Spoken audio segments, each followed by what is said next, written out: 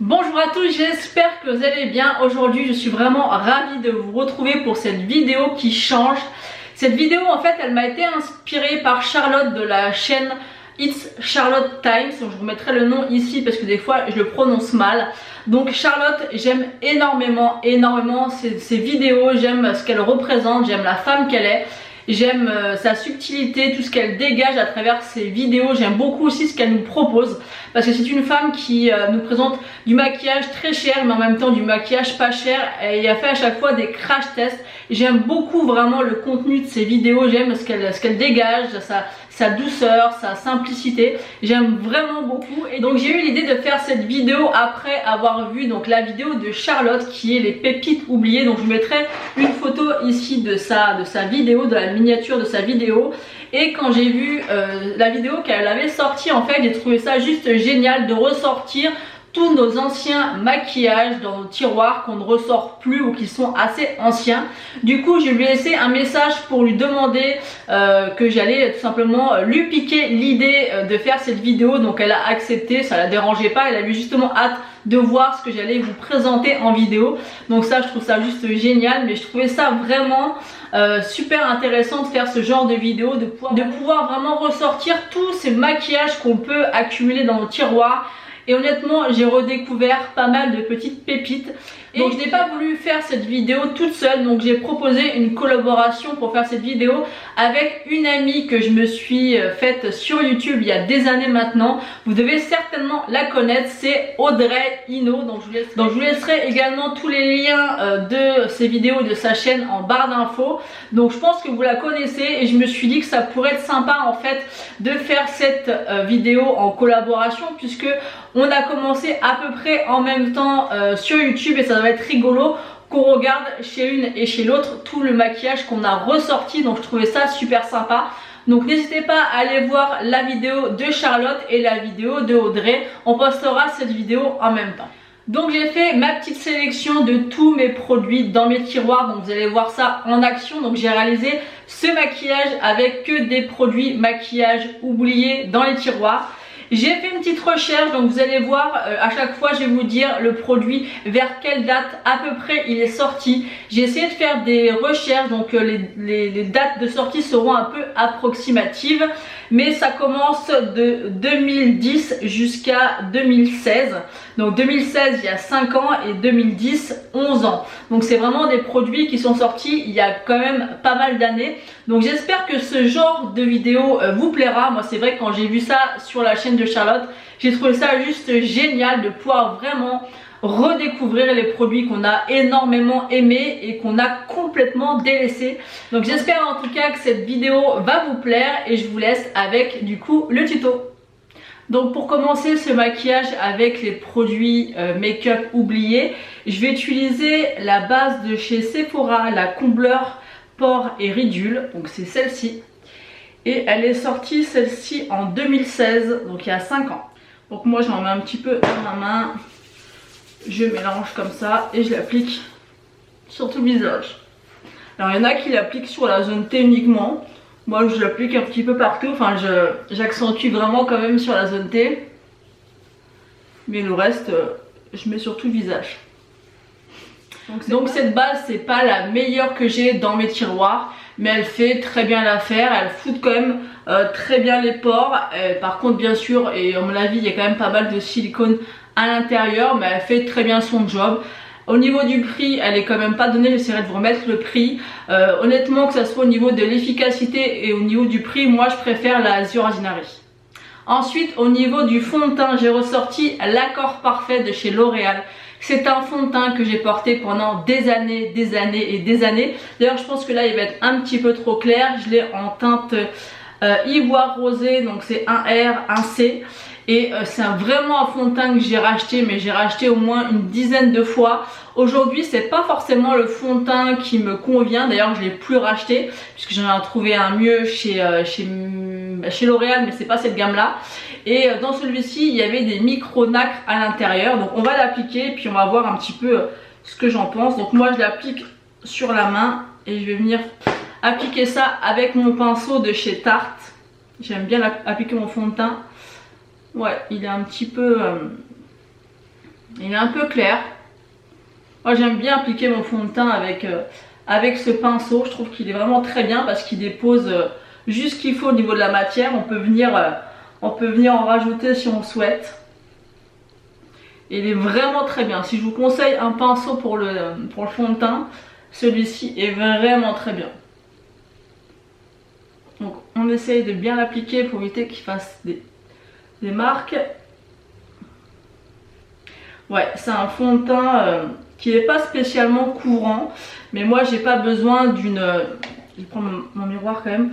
J'ai pas besoin d'une très très grande couvrance, donc ça me gêne pas plus que ça. Mais c'est vrai qu'il y a des fonds de teint qui me font un plus joli teint que celui-ci. Mais vraiment celui-ci je l'ai tellement porté. Et celui-ci il est sorti en 2015, donc il y a 6 ans. Donc c'est vrai que ce fond de teint il a un joli fini, mais je trouve quand même qu'il marque relativement mes zones de sécheresse sur le visage. Chose que l'autre L'Oréal, dont je vous mettrai une photo ici, que j'aime vraiment beaucoup maintenant, que je rachète tout le temps, c'est celui-ci, ne me fait pas ça en fait. Il a une légère couvrance supérieure à celui-ci et ne marque pas les zones de sécheresse comme celui-ci, d'accord, parfait. Mais c'est vraiment le fond de teint qui était dans mes tiroirs pendant des années et des années. Il est sorti comme je vous l'ai dit en 2015 et je pense bien que j'ai commencé à l'acheter à partir de cette date là. Et l'autre L'Oréal, ça fait 1 an ou 2 que je le porte, donc vous voyez j'avais du mal en fait à trouver des fonds de teint qui me correspondaient. Mais voilà, celui-ci c'était un bon partenaire, mais il est plus fait pour moi. Ensuite on va passer à l'anti-cerne. Et le Shape Tape a détrôné l'effaceur yeux de chez Maybelline. Cet anti-cerne c'est vraiment celui que j'ai le plus racheté, le plus utilisé.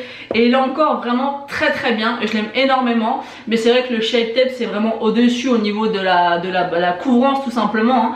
Mais celui-ci était vraiment très bien. Il est sorti en 2015, donc il y a 6 ans également. Donc il était souvent en rupture et il est toujours autant aimé. Donc là j'ai une teinte un peu claire, mais j'ai pas trop le choix parce que j'en avais 2 autres, mais ils étaient trop foncés parce que c'était des teintes d'été. Donc on fera l'affaire, on va essayer de l'estomper au mieux. Donc là j'ai pris mon petit pinceau de chez Zoeva pour essayer de l'estomper comme je peux. Donc moi je peux le remonter un petit peu, hein, ça fait comme une genre de base, vu que là il est beaucoup plus clair. La couvrance est relativement correcte. Là on voit vraiment la différence, mais en vrai on voit, enfin en retour de mon miroir ça va, il s'estompe vraiment très bien.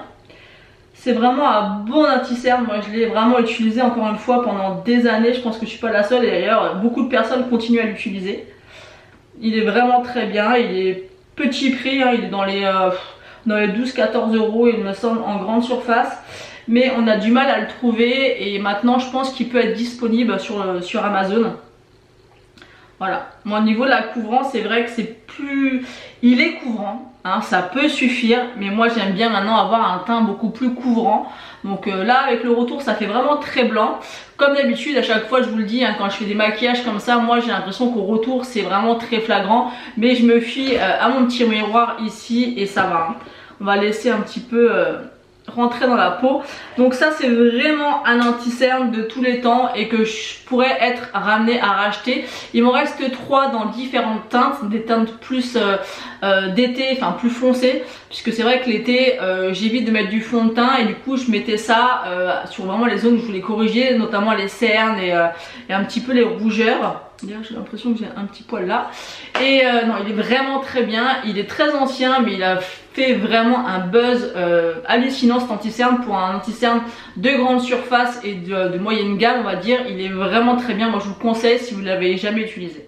On va passer à la poudre et j'en ai une de chez Rimmel London, la Stay Matte en teinte transparente. Donc c'est celle-ci, elle est sortie celle-ci en 2014, il y a 7 ans. Et pareil, encore une fois, vous voyez, celle-ci je l'ai pas terminée. C'est vraiment une poudre que j'ai beaucoup acheté parce qu'elle n'est pas chère, elle a environ dans les 7 euros. Moi je trouvais que c'était largement suffisant pour matifier mon teint pendant des années. D'ailleurs je n'ai pas de poudre très chère matifiante dans mes tiroirs, mais celle-ci était très bien. Bien sûr elle a été détrônée par la Coty Air Spoon qui est un peu plus chère, mais au niveau de la contenance et du fini, elle bat vraiment celle-ci. Mais celle-ci, pendant des années, je l'ai rachetée et de temps en temps ça m'arrive encore de la racheter parce que j'aime bien changer et elle est vraiment très suffisante. Et avec, j'ai utilisé mon pinceau de chez Real Techniques. Ça c'était à l'époque la mode, tout le monde, toutes les youtubeuses et tout le monde avait ce pinceau poudre, donc je l'ai ressorti exprès pour la vidéo. J'en ai d'autres que j'utilise aussi. Celui-là, ça m'arrive encore de l'utiliser. Il est vraiment très bien, ça doit faire des années et des années que je l'ai. C'est sûr que ça fait plus de 6 ans que je l'ai. Et il perd pas ses poils, il est toujours au rendez-vous, il est toujours là, il fait très bien l'affaire. Donc c'est vraiment une poudre qui vous apportera pas de couleur. Elle existe en couleur, donc vous pouvez éventuellement la choisir de couleur. Mais moi j'aime bien la prendre de couleur transparente, comme ça vous rajoute pas de couleur. Elle est assez matifiante, elle est très fine. Elle est vraiment très sympa. Moi je sais que je l'ai beaucoup aimée et je l'aime toujours, elle est toujours sympa. Des fois si vous voulez pas utiliser la coty Spoon, parce que la coty elle est bien mais c'est quand même une poudre libre. Donc par exemple en voyage la coty c'est bien, mais c'est plus simple ce genre de poudre compacte. En tout cas moi je l'aime beaucoup, elle fait très bien l'affaire. Ensuite, pour donner un petit côté plus lumineux à mon teint, j'ai ressorti la poudre de chez Sephora, la poudre de finition illuminatrice qui se présente comme ceci. J'ai essayé de la retrouver sur le site, je ne l'ai pas trouvée, donc je ne sais pas si elle est encore disponible en magasin. En tout cas, sur le site internet, je ne l'ai pas trouvée. Donc c'est les poudres correctrices, vous savez, avec 4 couleurs. Moi à l'époque, j'adorais mettre ce genre de poudre. Maintenant, c'est plus forcément ce que je mets. Mais à l'époque j'aimais beaucoup mettre cette poudre, donc voilà, je venais dedans et je venais l'appliquer comme ça sur mon visage. Et c'est vrai que ça me donnait vraiment un teint fini, ça floutait vraiment bien mes pores et ça donnait un côté un petit peu plus lumineux, même si là j'ai l'air d'être très blanche. J'aimais beaucoup ce fini à l'époque, j'utilisais toujours ce genre de poudre il y a quelques années maintenant. Ensuite on va passer au bronzer et j'ai ressorti le Bahama Mama de chez The Balm. Il est sorti en 2013, il y a 8 ans, donc il est vraiment très vieux, mais je pense que beaucoup d'entre nous l'ont dans nos placards, nos tiroirs plutôt. Et moi je l'aime beaucoup, mais c'est vrai que c'est plutôt un bronzer que je vais utiliser l'été parce que sur moi je trouve qu'il fait relativement foncé.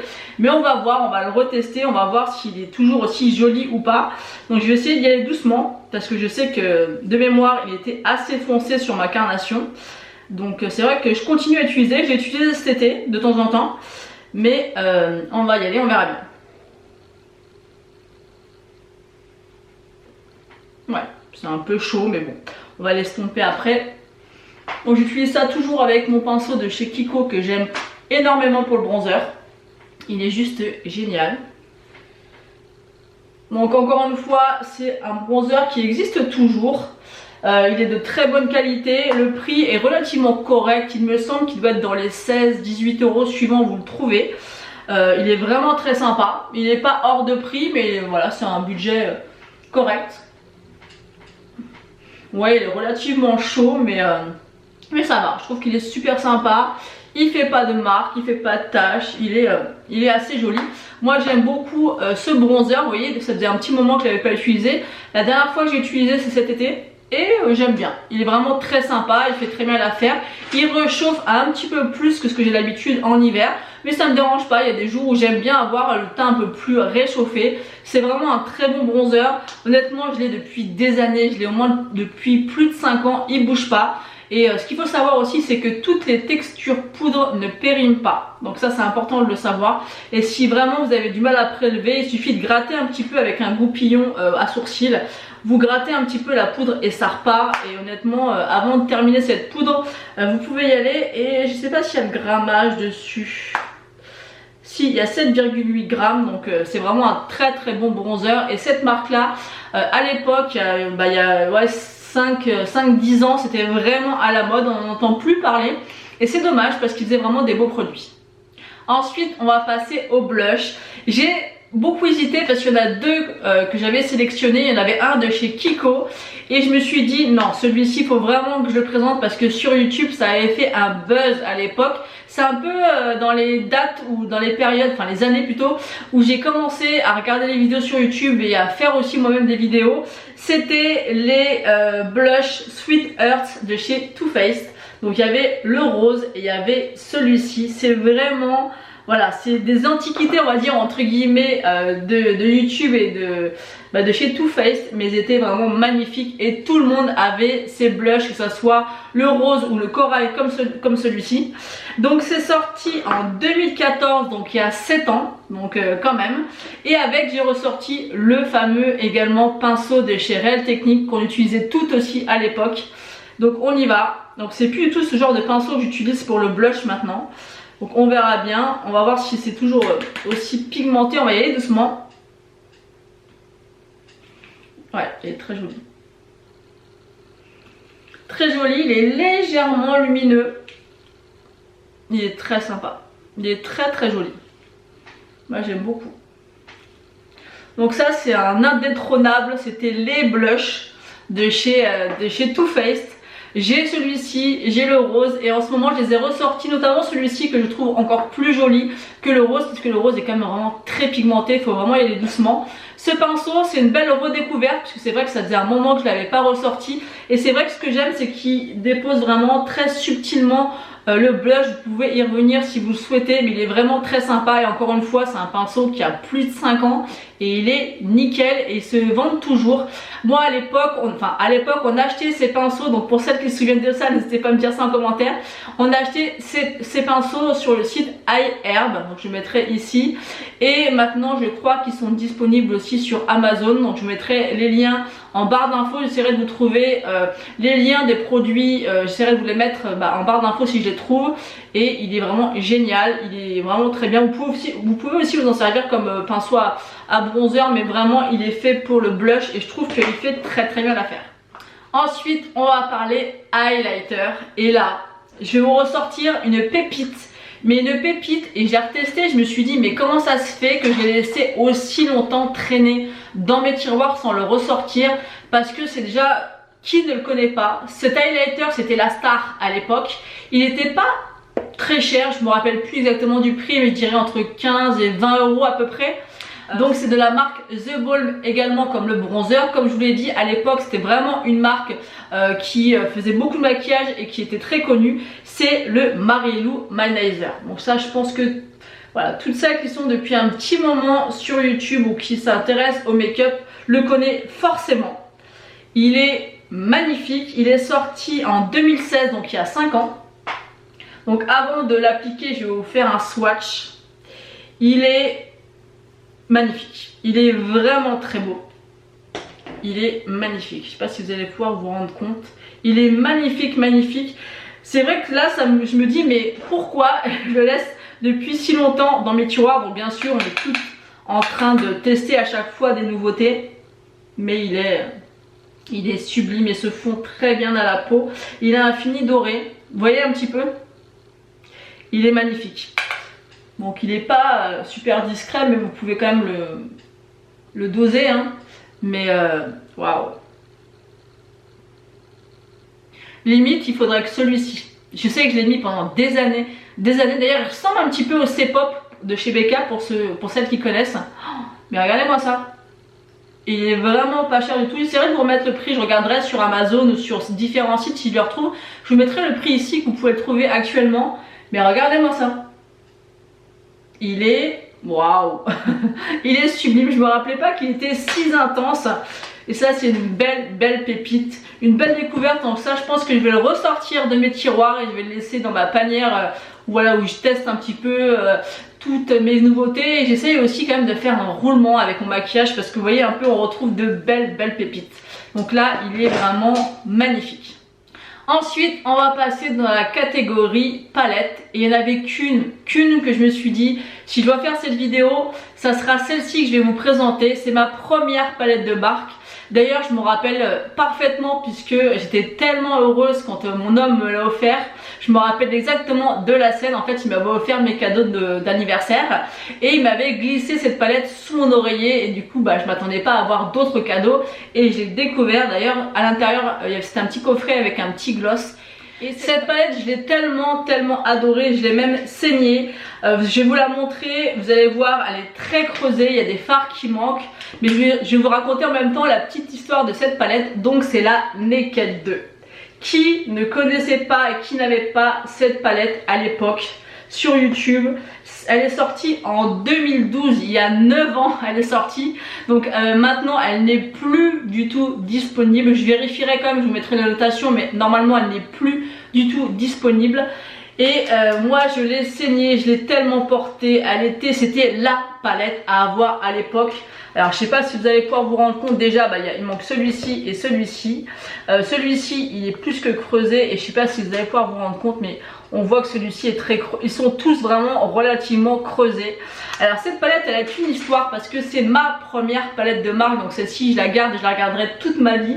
Elle est juste magnifique, vous voyez elle est quand même bien usée. Et dans une vidéo, je ne sais plus laquelle, j'avais présenté cette palette et en fait quand j'avais présenté, tous les fards étaient tombés quand j'avais présenté.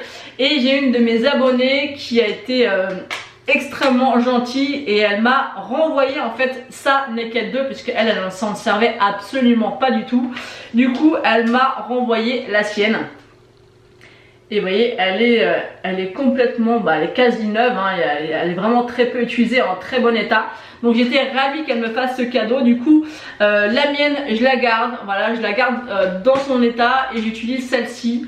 Et c'est vraiment une belle palette. Donc on va voir si elle me plaît toujours autant. Honnêtement, ça doit faire au moins 4 ans, voire plus, que je ne me suis pas remaquillée avec.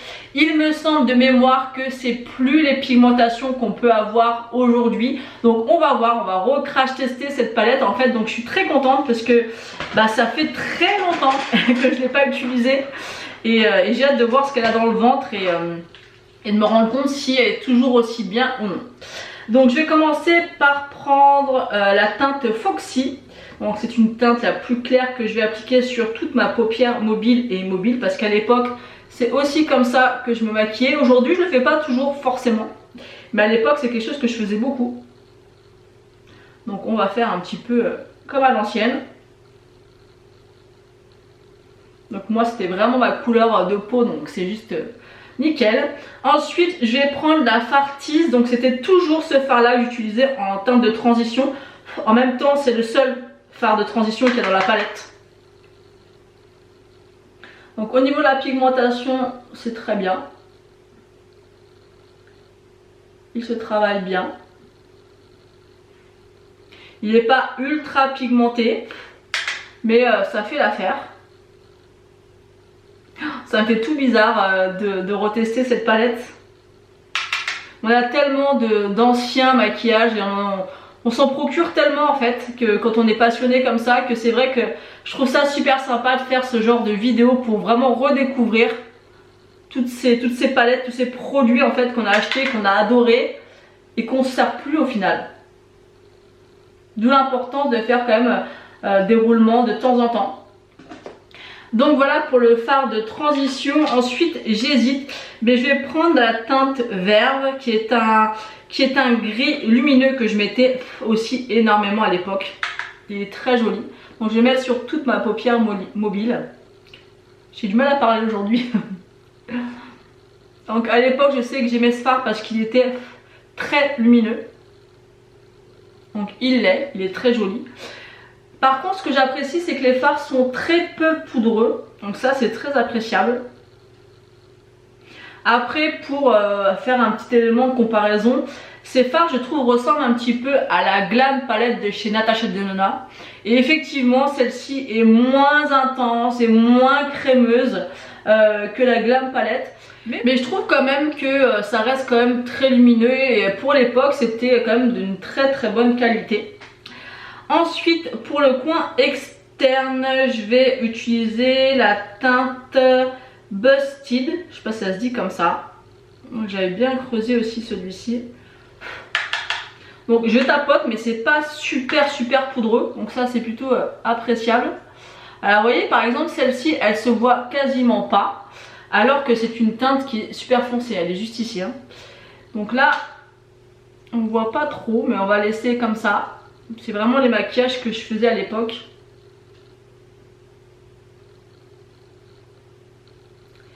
Ouais, par contre là ça fait quand même quelques chutes. Bon ça c'est pas gênant. On prend un petit pinceau, hop, et on nettoie. Ouais, ça reste vraiment une palette quand même avec des fards assez subtils. Mais vous voyez si vous revenez, vous en remettez, on voit plus sa couleur. Ouais, c'est moins gênant. Mais par contre, les fards se travaillent vraiment super bien. C'est vraiment très joli. Je vais mettre un petit fard au milieu comme ça. J'aime bien faire ce genre de transition. Donc je vais mettre la teinte suspecte. Et je vais le mettre au doigt au milieu. Donc ça vous ne verrez peut-être pas en caméra, mais ça fait une belle transition, je trouve. J'aime bien faire ça en ce moment, en fait, de mettre un petit fard comme ça en transition au milieu. Je trouve ça vraiment très joli. Donc là, je ne vais rien faire de plus, hein. C'est à l'époque, c'est comme ça que je me maquillais. Et là, on va faire le ras de cils. Donc je vais prendre la teinte Busted, pardon. Pas Suspect, hein. Non, Suspect, c'est ce que j'ai mis au milieu. Là, je vais prendre la teinte Busted. Et on va faire le ras de cils. Et pour ça, il faut que je prenne mon petit pinceau.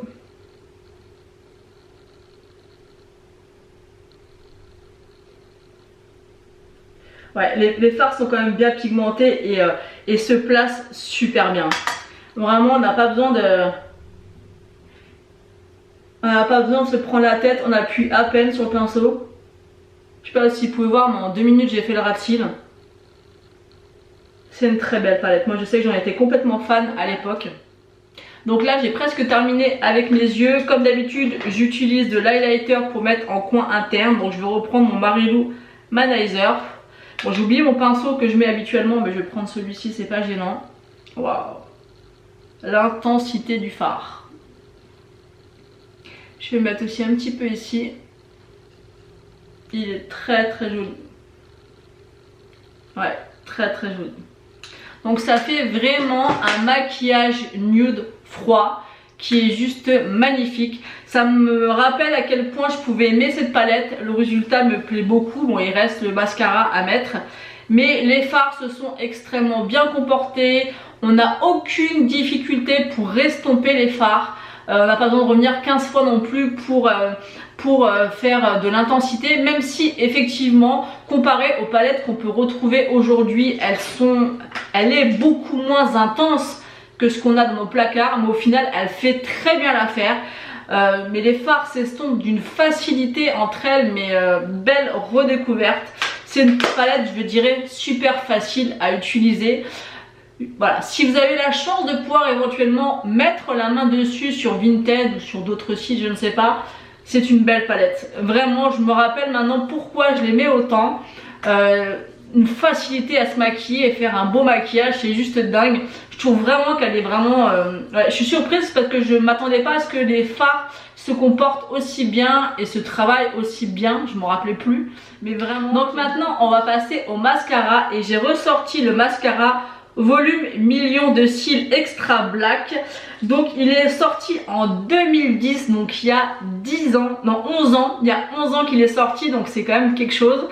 Ils ont sorti L'Oréal je dirais pas des milliers, mais presque de mascaras, donc plein de finis différents. Celui-ci, je me rappelle que je l'aimais beaucoup.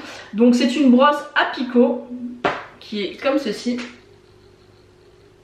Et on va l'appliquer, donc je vais prendre mon petit miroir et on va l'appliquer. C'est un mascara que j'ai aussi très longtemps utilisé. Aujourd'hui, c'est vrai que j'utilise plein de mascaras, mais mon préféré, ça reste le Better Than Sex, mais qui est quand même, je crois, à 25 ou 27 €, donc c'est pas donné. Celui-ci, il doit être dans les 15-17 € ou sur Amazon ou en grande surface. Mais c'est vrai que je trouve qu'en grande surface, maintenant, on trouve de moins en moins de maquillage comme ça, je trouve. Les rayons maquillage disparaissent, je trouve, de plus en plus. Alors, celui-ci, voilà, en l'appliquant, je me rappelle qu'il sépare très très bien les cils. J'essaie de vous rapprocher pour que vous puissiez vous rendre compte. Ouais, il sépare très très bien les cils. Après, je pense que c'est le genre de mascara où il faut mettre plusieurs couches si vous voulez quelque chose de plus noir. Mais vous voyez comment il déploie, je sais pas si vous allez pouvoir vous rendre compte, moi je le vois bien. On voit, il déploie bien les cils en fait. Donc là, je vais remettre un petit coup. Est-ce que vous voyez ce que je fais? Ouais, ça va. J'en ai terminé d'appliquer le mascara, donc il a un fini très joli. Par contre, je trouve que j'ai mis beaucoup de temps pour l'appliquer. J'en ai mis 1 à 3 couches. Pour moi aujourd'hui il est très bien, il déploie bien les cils, donc c'est ce qu'il est censé faire. Après Extra Black je suis pas d'accord, même en mettant 3 couches j'ai pas encore vraiment cette sensation de couleur bien noire, des cils bien développés. Avec le Better Than Sex en 2 minutes, je l'applique avec une seule couche. J'ai pas besoin de le travailler très longtemps. Tout de suite, c'est vraiment très intense au niveau du noir et au niveau de la courbure. Là, c'est très joli. Ça reste joli mais subtil, mais pas suffisant pour mes goûts. Et j'ai galéré quand même. J'y suis revenue 2 ou 3 à 4 fois pour avoir ce résultat. Donc c'est joli, il est très bien, mais long d'application vraiment et pas assez intense pour moi. Donc c'est un bon mascara, mais j'ai des exigences plus importantes aujourd'hui pour un mascara. Comme je vous l'ai dit, hein, le Better Than Sex pardon, en 2 minutes c'est réglé. C'est hyper noir et hyper volumineux. Celui-ci j'ai quand même mis vraiment un certain temps pour avoir ce résultat, et encore je trouve qu'il n'est pas optimal. Ensuite on va terminer ce maquillage avec un rouge à lèvres. Et là pareil, c'est comme la Naked 2, c'était sûr que j'allais vous présenter ce rouge à lèvres là. C'est les Melted, les premiers Melted de chez Too Faced. Ils sont sortis en 2014, donc il y a 7 ans. Et ces rouges à lèvres là, j'ai presque toutes les couleurs dans cette gamme là. Je les utilise toujours, ils sont hyper intenses. J'adorais les appliquer à l'époque, donc c'est un embout mousse comme ça. Donc là je vais quand même mettre un contour des lèvres. À l'époque j'en mettais pas, mais là vu que ça fait longtemps que je les ai pas utilisés, je veux pas me foirer, donc on va mettre quand même un contour des lèvres. Et vraiment à l'époque c'était des incontournables, tout le monde avait au moins un Melted dans ce tiroir. Donc là j'ai pris un crayon de chez Action pour faire mon contour des lèvres. Bon, je vais pas faire quelque chose de très précis, hein. C'est juste pour éviter de dépasser.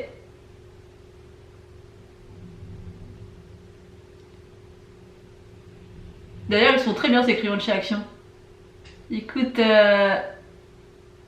1€, si je parle en même temps ça va pas aller, 1,29€ je crois. Vous avez, à la base c'est fait pour les yeux. Et vous voyez ils sont assez voyants. Ils sont assez crémeux aussi.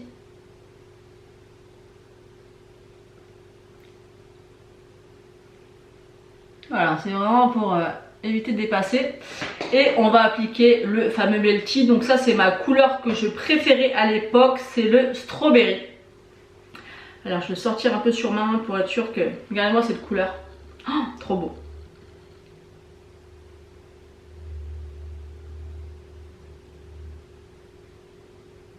La couleur est toujours aussi intense.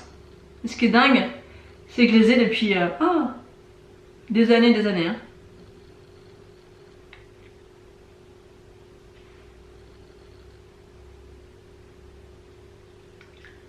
Ouais, je trouve que c'est pas évident par contre à appliquer. Heureusement que j'ai appliqué quand même un contour. Mais la couleur est tellement belle. Tellement belle. Donc voilà le résultat du maquillage. Moi j'aime beaucoup. Je trouve ça vraiment très joli au niveau des yeux, la bouche, le teint. Et j'aime beaucoup le rendu. Donc je vais vous faire un petit zoom pour que vous voyez un petit peu plus près. Mais vraiment j'adore le résultat. Et je suis vraiment très contente d'avoir fait cette vidéo, d'avoir ressorti tous mes anciens maquillages oubliés. Franchement je trouve ça super sympa.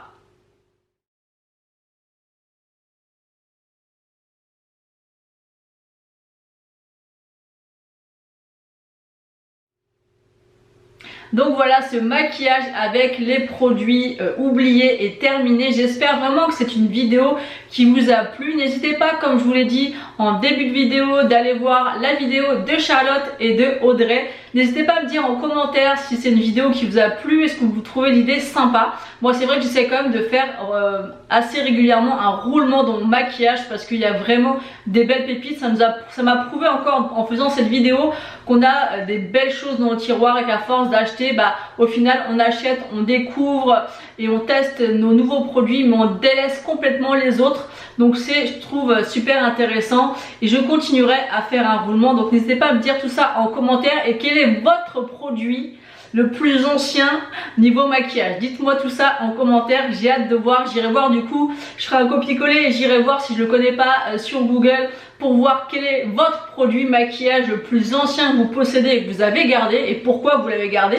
Moi je sais que voilà, ça serait vraiment ma Naked 2 car c'est la première palette de marque que j'ai eue et c'est là où j'ai commencé vraiment à me mettre à fond dans le maquillage. Donc celle-ci, c'est vraiment la mienne, pas celle que mon abonné m'a renvoyée.